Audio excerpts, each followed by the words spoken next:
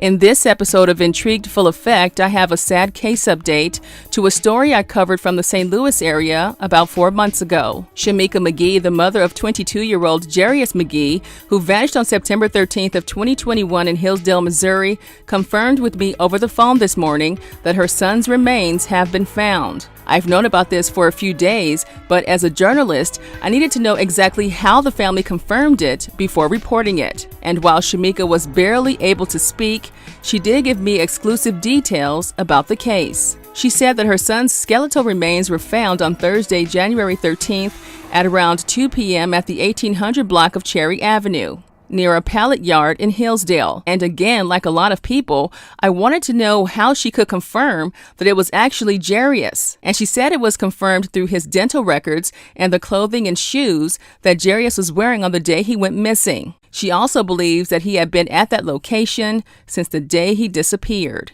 And here's the thing, it turns out that pallet yard is less than 1 mile away from where Jarius was last seen at his mom's house, and less than a mile from the Hillsdale Police Department and City Hall. I also understand that the Hillsdale Police Department requested that the St. Louis County Crimes Against Persons Unit take over the investigation. And that's pretty typical for smaller police departments in that area because they usually don't have their own homicide unit. I also reached out to the St. Louis County Police, who are now leading the investigation, and they have not confirmed the remains as Jarius, pending DNA identification. But again, the family says he was in fact identified by dental records. At this point, the cause of death has not been determined or released. Meanwhile, the family is now planning a memorial service once the remains are released to the family. Shemika also applied for help from the Missouri Victims' Compensation Fund but was denied, but says she's planning to resubmit and appeal that decision. There's also a GoFundMe page that has been set up to help the family with expenses because Jarius' life insurance policy wasn't active when he disappeared. Well, I have to say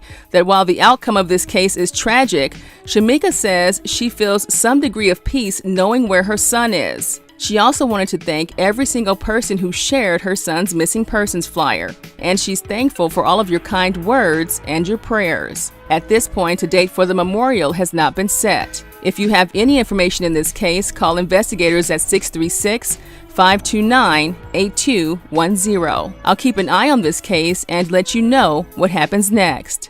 Until next time, be safe and stay true.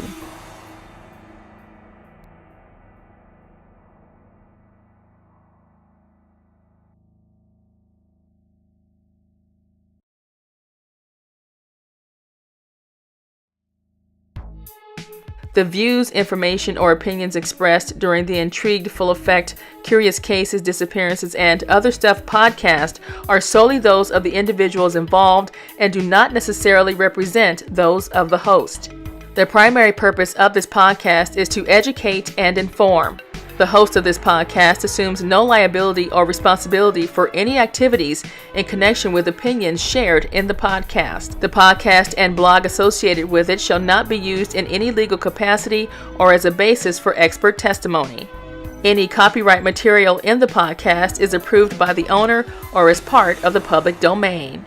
Music by Pond 5.